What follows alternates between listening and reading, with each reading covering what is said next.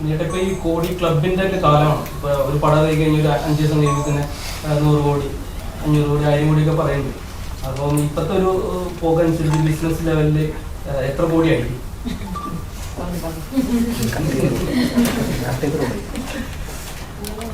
ഞാനൊരു ഉളവിട്ടടിക്കാന്ന് വിചാരിച്ചാൽ ഞാനത് സ്കിപ്പ് ചെയ്തു. ഒന്നും ഇതിലുള്ളൂ, അതിനെ കുറിച്ചൊന്നും എനിക്ക് അറിഞ്ഞുകൂടുന്നു. നമുക്ക് അത്തരം മേഖലകളിലൊക്കെയുള്ള നമുക്ക് എത്രത്തോളം ഈ സിനിമ ആളുകളിലേക്ക് എത്തിക്കാൻ പറ്റും എന്ന് പറയുന്നത് ഫിനാൻഷ്യലൊക്കെ നോക്കുന്ന ആളുകൾ വേറെ. അപ്പൊ അങ്ങനെ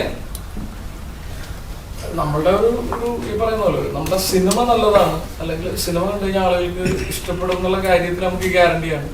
അത്തരം കാര്യങ്ങൾ നമുക്ക് ഗ്യാരണ്ടി പറയാൻ പറ്റുള്ളൂ. ഞാനും ഈ ഓണക്കോടിയൊക്കെ ആയിട്ടുള്ള ബന്ധങ്ങളേ ഉള്ളൂ. എനിക്ക് 50 കോടി 100 കോടി എന്ന് പറഞ്ഞു.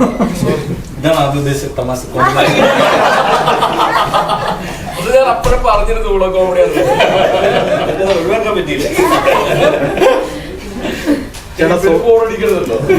ചേട്ടാ സോഷ്യൽ മീഡിയ റിവ്യൂസ് ഒക്കെ എങ്ങനെയുണ്ട്?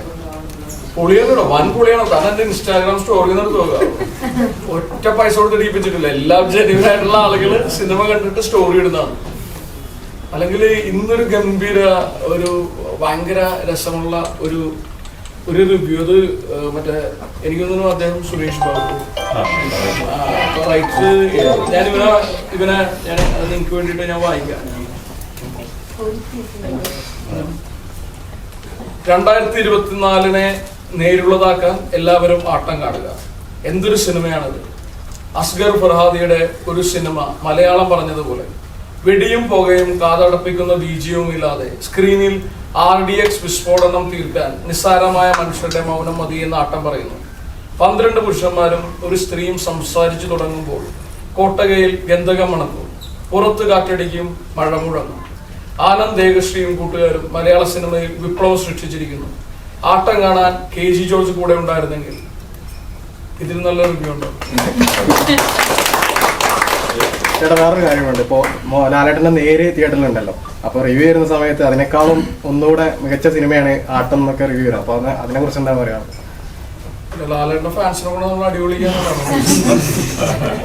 ഒന്ന് കമ്പാരിസണിൽ അർത്ഥമില്ലുള്ളൂ. ഈ പറയുന്ന പോലെ ആ നേര് ഗംഭീര സിനിമ ആയത് കൊണ്ടിട്ടാണ് അത് ഇത്രത്തോളം കമേഴ്ഷ്യൽ സക്സസ്ഫുൾ ആയിട്ട് ഓടുന്നത്. പിന്നെ അതിൽ അഭിനയിച്ചിരിക്കുന്ന ഒരു മറ്റേ ലോകങ്ങളുടെ ഏറ്റവും വലിയ ലെജൻഡറി ആയിട്ടുള്ള ഒരു ആക്ടറൊക്കെയാണ്. അപ്പൊ കമ്പാരിസൺ ഒന്നും അർത്ഥമില്ല. നമ്മൾ പറയുന്നത് നമ്മളുടെ സിനിമയെ കുറിച്ചിട്ട് നമുക്ക് പറയാം. നമ്മുടെ സിനിമ ഗംഭീര സിനിമയാണ്. സിനിമ ഇപ്പോ 100 പേര് കണ്ടാൽ 100 പേർക്കും സിനിമ ഇഷ്ടപ്പെടുന്നു എന്നുള്ളിടത്തുള്ള ഒരു അഭിമാനമൊക്കെയാണ്. വേറൊരു സിനിമയായിട്ട് നമ്മൾ കമ്പയർ ചെയ്യേണ്ട കാര്യമേ ഇല്ല. എല്ലാ സിനിമകളും വിജയിക്കട്ടെ എന്നുള്ളതാണ്. ഇപ്പൊ നമ്മളുടെ സിനിമ മാത്രം എന്നുള്ളതല്ല, അതൊരു ഗംഭീര സിനിമ ആയത് കൊണ്ടിട്ടാണ് സിനിമ ഇത്ര നാളായിട്ട് തിയേറ്ററിൽ നിൽക്കുകയും ഈ നേരത്തെ വൈശാഖ് പറഞ്ഞ പോലെ ഏതോ 100 കോടി ക്ലബിലേക്ക് കയറാനുള്ള യാത്രയാണ് ആ സിനിമ നടത്തുന്നത്. നമുക്ക് അത്രയൊന്നും വേണ്ട, എന്നാലും ഈ പറയുന്ന പോലെ 100 കോടി 50 കോടി ഒന്നും ഇവിടെ എടുക്കുന്നില്ല. പക്ഷെ ഏറ്റവും കൂടുതൽ ആളുകൾ കാണുക എന്നുള്ളതാണ് സ്വപ്നം. തിയേറ്ററിൽ വന്നിട്ട് ഏറ്റവും കൂടുതൽ നമ്മൾ കഴിഞ്ഞ ദിവസം തിയേറ്റർ വിസിറ്റ് ഒക്കെ നടത്തുമ്പോൾ ഏറ്റവും സന്തോഷം എന്താണെന്ന് വെച്ച് കഴിഞ്ഞാൽ ആളുകൾ ഒരുപാട് ഇടങ്ങളിൽ ചിരിക്കുന്നു, ഒരുപാട് കയ്യടികൾ. സിനിമ കഴിയുമ്പോൾ ഉള്ള ആളുകൾ എഴുന്നേറ്റ് കൈയടിക്കുന്നു എന്ന് പറയുന്ന പരിപാടിയൊക്കെ ഉണ്ടല്ലോ. നമുക്ക് അതൊക്കെ മതി, ഹാപ്പിയാണ്. വേണ്ട 100 കോടി വേണ്ട. അത് കേൾക്കുമ്പോൾ മനസ്സിനൊരു സുഖമുണ്ടോ? അത് കേൾക്കുമ്പോൾ മനസ്സിനൊരു സുഖമുണ്ടോ? 100 കോടി അയ്യാ പിന്നെ അങ്ങനെ കേൾക്കുമ്പോഴോ നേരിട്ടുള്ള കമ്പാരിസണേ അത് എനിക്കത് റോങ് ആയിട്ടാ ഫീൽ ചെയ്യുന്നത്. നമ്മള് ഇപ്പൊ നമ്മള് പറയില്ല, ഈ ആർട്ടിനെ സംബന്ധിച്ച് നമുക്ക് കണക്ക് പോലെ അല്ലല്ലോ ചില മാർക്കിടാൻ പറ്റില്ലല്ലോ. ഇപ്പൊ ഞാൻ അങ്ങനെയാണ് നോക്കി കാണുന്നത്. ആർട്ടിൽ നമുക്ക് മാർക്കിടാൻ പറ്റില്ല, ഫോർമുല ഇല്ല. ഇപ്പൊ ആനന്ദ് ഈ സിനിമ ഡയറക്ട് ചെയ്യുമ്പോൾ ആനന്ദിന്റെ സിനിമ പോലെ ഇരിക്കും.